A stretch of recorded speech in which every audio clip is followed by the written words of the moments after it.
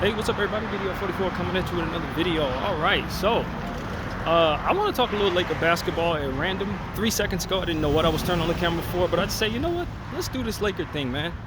Luka's looking good, man. He did not play today in the Slovenia versus Germany game, but he did give it a go in the previous matchup. And I thought he looked great, man. I thought he looked great. He looked quicker to me, quicker to his spots. The strength seems to still be there, as you would expect, given the fact that he's been working out as hard as he has. But you could just tell he's significantly slimmer. He looks like he's lost close to probably 30-something pounds. And I just want to see him continue to keep doing what he's been doing. That's what I would tell him. Don't be satisfied. That's the tricky part when you see yourself turn into who you want to become rather quickly. The mind has to stick around as it pertains to being motivated to continue the steps that got you there.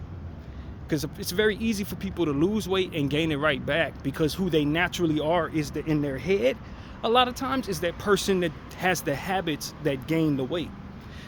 And so if you go through a process of trying to change your life in that regard, the mind has to be just as motivated throughout the course of your entire life as it is in a 3-month span where you're really putting in the work. And a lot of what he's doing is super strenuous and not easy to maintain. So if his metabolism is a type like mine, where if you stop anything, you immediately start seeing results, then it's required upon you to keep doing what it is that works and kind of reinvent your mind to desire doing the things that ultimately work, including meals. Meals is the hardest thing. And for me, when I was going through that phase of trying to lose weight, I didn't understand just how important reinventing my intentions were as it pertains to the kitchen. Reinventing my intentions. Because that's really the key to it all for Luka and for anybody in that situation. You gotta want and desire to eat healthy all the time so that your work can match your effort. And so that's what I want to see Luka do, is not just see this as, okay, I'm going hard for 3 months and then at the end of them 3 months, I'm straight. No, because if you consider it, you go back to doing the things that you did before the 3-month period and the weight comes back. And so that's really what it comes down to. He's got to permanently reinvent his intentions. And I think only time will tell if that's truly going to be something he's going to be willing to do. And so I think he's done an amazing job at reinventing his body for the summer. But if he hasn't reinvented his intentions in the kitchen and reinvent his intentions for how to handle his downtime, being more intentional on resting and recovery, as well as the work and exercise, fall in love with that workout warrior mentality. If he doesn't do that, we will see fat Luka again. We will see fat Luka again. And as he starts to age, it becomes more and more of a problem for him.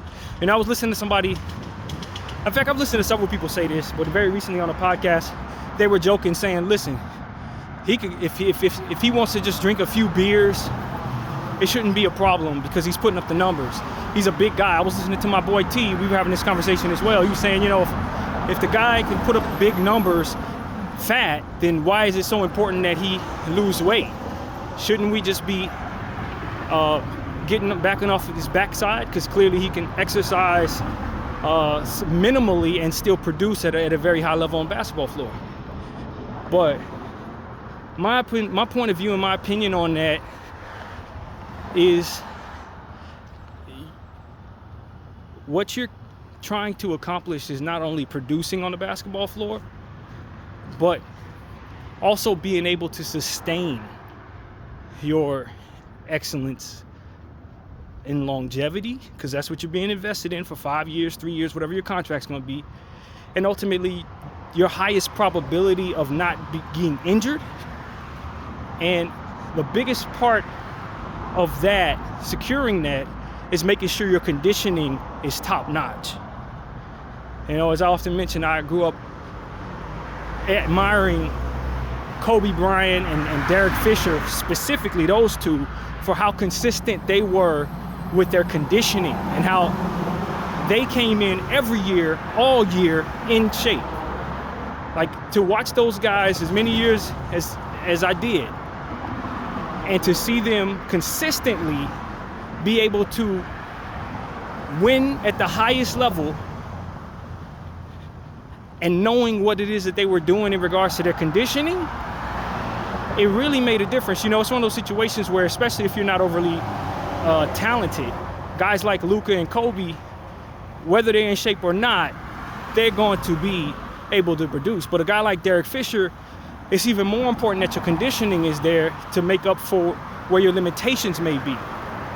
And so conditioning, regardless if you were Kobe Bryant level or Derek Fisher level, yielded the proper results for their goals on the basketball floor and their goals in business, maximizing what their earning potential could be by being able to display not only the results, but instilling confidence in those who are skeptical that they can maintain their results by presenting a body that's consistently in shape and a mind that's motivated to do the work all the time. That's the key. Now, I'm looking at a guy like Victor Wembanyama. He looks like he's of that mindset. He looks like he's also one of those people that is going to take his conditioning extremely seriously. And for a person as tall as he is, that's obviously historically most important. But even more so with his unique gifts, if he's going to be a workout warrior on top of all the other gifts, I mean, historically, there's no ceiling. There's no ceiling to how great that player could potentially be. It's been said that he was working out with monks this past couple of months, you know, and putting himself in a position to by way of mind, body, and soul, kind of get into mindsets that would ultimately align him with unique training. That dedication sets the bar so high for the rest of the league. Because what you have is the pinnacle, the absolute most important player in basketball right now, who's Victor Wembanyama, putting in significantly more effort into his conditioning than anyone else. So when I go to pay somebody $400 million, I can say, if you're not taking care of yourself on top of your ability to produce, because a guy like Victor can produce better than everybody else, if you're not taking care of yourself, then I can weigh that leverage against these negotiations. Because here's a guy who's doing the most and can produce the most, whether he's doing the most or not, as it pertains to his condition. And he's willing to give me tip-top effort consistently in his conditioning and his focus.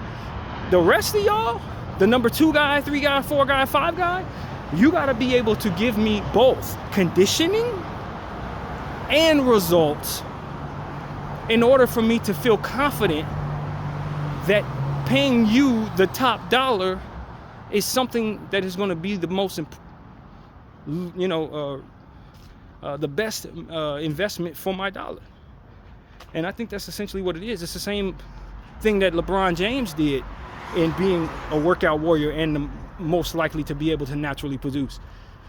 It puts the owners in a position to say, if you're not giving me as much effort in taking care of yourself and presenting yourself to be in shape as this guy is,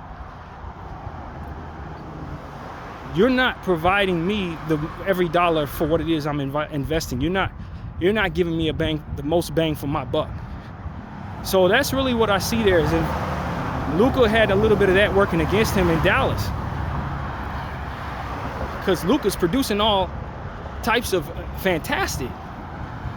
But when you look at who he's in a tier with, the LeBron James and the Steph Curry and these guys, they provide so much in effort for their conditioning as well as their production on the basketball floor. And so that's what's required. It ain't as simple as I can produce as a out of shape guy, so y'all should just accept that and pay me everything. No, because you're in competition with other people, and if they're giving me more, and I'm paying them top dollar, you giving me less equates to me saying I shouldn't have to pay you top dollar. So that's one aspect of this conditioning thing that's really important. Can I look at you and feel great about you being able to give me the most production over the course of many years? And if the answer is no, because you're out of shape and you look like you're about to fall over and die from a heart attack, even though you're producing at a high level, I have to project how much of that you're gonna actually do before that happens. You see what I'm saying? I gotta be able to tell myself that you're gonna be able to do this for 82 games for 7, 8, 9, 10, 12 years, whatever the duration of the time I'm hoping to invest in you is. And if you're not taking care of yourself, and you're a big person, or if you're somebody who smokes all day and drinks beer all day, then the projection of how much of that greatness you're gonna be able to actually give me is projected to not be very long. You're not gonna have a good projection about your capabilities, regardless of what your level of play would be when healthy. I gotta determine how long you're gonna be able to stay healthy and how likely you're gonna get hurt and how soon that could be. And so that's really what I think people who are looking at this saying, Luka, he could play fat and still produce, are not taking into account. And a lot of the times they have these conversations. Luka is somebody who we know can produce as a big guy, but we also know that he's been dealing with injuries. We also know that he has a great deal of, you got to do a lot in terms of giving him the ball many more times than anyone else. You got to allow for him to have 30 shots in comparison to somebody else who's only getting 7. He has a lot more responsibility to his team. Usage, I guess, is what I'm looking for. And so if I'm expecting his usage is going to be higher than 90% of the league, and then I'm looking at him and I'm saying he's out of shape, and I'm leaning on him, I'm giving him 35% of the cap, I'm leaning on him to give me more than half of the production in the entire team. There's 82 games scheduled. Like, all these things have to be taken into account. I can't invest in somebody who's out of shape and expect they're going to be able to withstand the rigors of that schedule and that responsibility. And then just considering it, when somebody is out of shape, do you project that they're going to maintain their weight, or are their habits going to get them even further out of shape? And that's something that you have to project as well when you're considering somebody who has bad habits and taking care of themselves, and someone who can just lean on their talent fully and chooses to, rather than putting in any work on their conditioning. You got to assume they're going to get in worse shape. You got to assume that when they roll an ankle, they're going to eat pizza and they're going to get 20 pounds fatter while they're recovering from that ankle injury. You know what I mean? So it's like, you can't project that they're just going to be what it is you see them becoming. You got to, if you're thinking clearly, project that it's going to get worse, especially as they age. And so for me, it's like, nah, I can't advise anybody to just sheepishly say, well, if he could play like this while out of shape, he should be able to drink a few beers. And no, his conditioning determines how much of what it is that's good I expect he gonna be able to do. And that's really what it is. When he gets out on the basketball floor, he plays better than everybody else. Well, how many times is he gonna be on the basketball floor for me? How many times is he gonna be out there on the floor for me? Well, if he's not taking care of himself, you can count on him being out there significantly less to do all that great stuff that you love. So that's really what it is for me. I just look at his conditioning. I say he should be extremely proud of himself. He's doing exactly what I hoped he would do. In fact, more, to be honest. I didn't expect he would have this type of production this soon. I didn't think he would look this good this soon. And now we just say, okay, was this just a 3-month project that you were going to put your head down because you were motivated to? And when the motivation goes away, will you continue to go back to your old ways? Because if that's the case, as I said once before on this channel, you didn't prove anybody wrong. skepticism has always been from Dallas fans that he could lose weight and then end up gaining it back because of his habits, because of his willingness to drink beer, because of his smoking or whatever, the hookah, whatever it is. Those things got to be removed from his life and his desires for himself in order for him to really maintain these results that we see here when he works out hard. No more beer. That's really what it comes down to.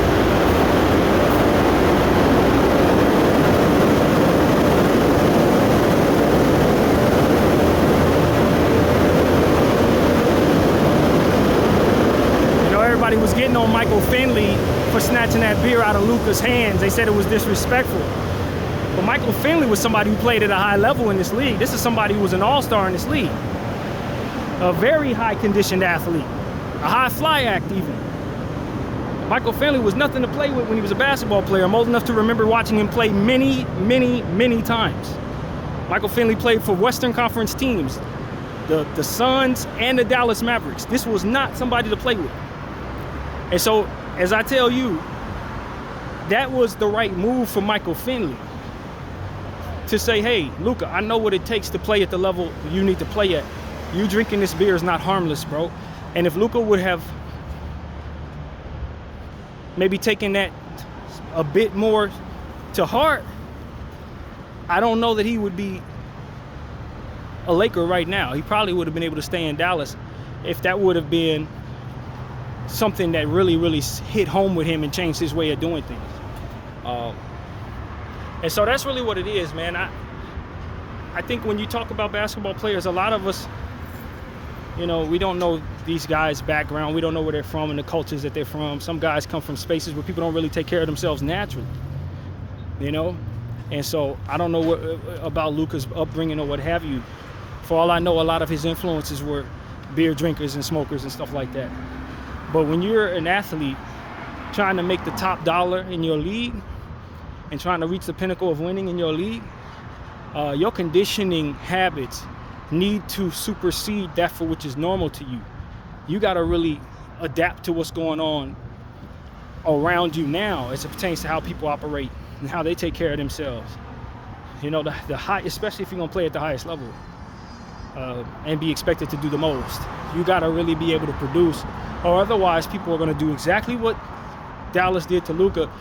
Maybe not to that degree, but they will try to lowball you. They will make it very difficult for you to get what it is that you feel you deserve if you can't prove to them that you present clearly the ability to produce basically infinitely is what they want to see. And a fat person or out of shape person is not going to present that. They're not going to present that. You know what I'm saying? And so that's really what it comes down to. It's not just what you can produce in these cases, it's also what you can appear to be able to produce. You see what I'm saying? That's a real thing, that appearance. And so I think Luka's doing a great job early on, but the hard part is when he feels tempted to revert back to old ways. And how he wins those battles, I think, will determine whether or not we'll see skinny Luka going forward, or if this is just a blip and he gonna go back to the way he was. And so this isn't a new conversation. We've had it before, but I think ultimately I'm beyond encouraged by what I've seen from him and his dedication right now. And I want to thank the Dallas Mavericks for pushing all the psychological buttons that they did on the way out the door, because I don't know that he'd be as dedicated if they weren't so disrespectful. I don't know. And so I think it's already yielding results for him on the basketball floor. Now we need good favor in terms of his health. I'm glad he didn't play today. You know what I mean? I do wish him the best, but the fewer games he plays, the better, as far as I can tell, as a Laker fan, selfishly speaking. The fewer games he plays, the better in terms of this Euro basket. And so, you know, I've been paying attention for the most part. I didn't see highlights of this game because he didn't play. But I definitely want to see every snap, or not snap, but every play he plays in for Eurobasket. And here on this channel, we support Luka and what he wants to do for the betterment of himself and his country. And so that's what I wanted to say. That's why I wanted to start my conversation. For the next phase of this conversation, I think I just want to kind of get into a few other things involved in regards to the Lakers. I'm really excited about the possibility of our new additions really helping us in some very key areas. I think Rob Pelinka has done a great job of bringing in some pieces that likely fit our situations and fill voids in our situation. Talk about Marcus Smart. I don't think there are too many better signings this offseason anywhere than what he could potentially be for our basketball team, filling in a void at the defensive spot and playmaking spot at that point guard position. He fills in so many different things, and it's one of the things that we talked about when we were considering him being somebody that we would want to take a look at even before he was bought out by the Wizards. This was somebody who could play some backup point guard, which I thought was somewhat of a low-key void for our team. I know we have playmakers, but we were asking people who don't necessarily play natural point guard, facilitating point guard, to kind of play that role. I like Austin Reeves in that role, but I would love to be able to get away from him in that role just the same if I want to, and go to somebody who can play a bit more defense and still kind of do some of the same things playmaking-wise, making other people better. And so I think that bringing in Marcus Smart kind of helps us with that. It allows for us to utilize Austin at the backup point guard if necessary, but also fill in Marcus Smart at that role. Of course, you have Marcus Smart in place, who's kind of going to be a wild card offensively. He's going to shoot some wild shots if the data tells us anything. He's going to drive us crazy at times, but at the end of the day, he has improved a great deal over the years in regards to his shooting, and I think we'll probably see a better Marcus Smart, a better decision-making Marcus Smart than maybe the Boston Celtics were enduring. So that's my hope. Zebra don't change his stripes, but I do expect that Marcus Smart will be significantly more poised with the Lakers. He's humbled by his journey from Memphis to Washington and now to the Lakers in a buyout situation. He has a lot to prove, and he's just maybe 4 years removed from a Defensive Player of the Year award. Conditioning is everything for him as well. And I don't have any idea what he's able to do right now in the offseason. I'm not really sure. It's not a lot being said about his conditioning, but the same thing that goes for Luka goes for Marcus Smart. If he wants the most out of his body, he's going to have to take care of himself to the best of his ability. And in doing so, I think he's going to be somebody that can really help this team. But if he, for some reason, has a snag in his conditioning and it leads to more injuries, then it's just going to reinforce what a lot of people have said, which is that he has fallen off and he's washed and he's not going to help the Lakers. I don't think he's fallen off, washed, and not going to help the Lakers. I think he was last year in a situation where he was on a Wizards team that really didn't need his services at all. They needed to develop young guys, and that was pretty much it. He kind of got lost in obscurity there. That can happen to anybody, to be honest with you. But when you find yourself on a team that needs you to fit in well, you're back in a prestigious organization with a bunch of championships, it's almost like him returning to Boston in a way, because now you got a similar dynamic, in multiple areas for Marcus. So the idea is he should be rejuvenated, motivated, and ultimately ready to produce to the highest level. And the idea of him being washed, I think, is a bit skewed only because of his age. He's only, 28, 29 years old, if I'm not mistaken, 31 at the oldest. He should still be able to produce, especially if he gets in shape. Has he lost a step or two? I think probably yes. But we don't need him to be 26-year-old Marcus Smart. We need him to be smarter version of Marcus Smart. He doesn't have to carry so much of the load offensively. If anything, we just want him to carry as much of the load defensively as possible. We have a bunch of playmakers. We have a bunch of ball handlers. So that's really what it is for me. I just want to see Marcus Smart thrive here in LA as a Laker. I expect that he's going to do great things in whatever role he's given. And, it's one of those situations where I've wanted him on this team since draft day. Of course, he was taken to Boston right before we were able to draft him. We took Julius Randle. I was very happy with Julius Randle's pick as well. Those were the 2 players that I wanted the Lakers to take. And so it was what it was. Marcus went to Boston, and the rest is history. But now he's here with us, and I think he's going to be probably one of the most important acquisitions in the offseason anywhere. Definitely think that.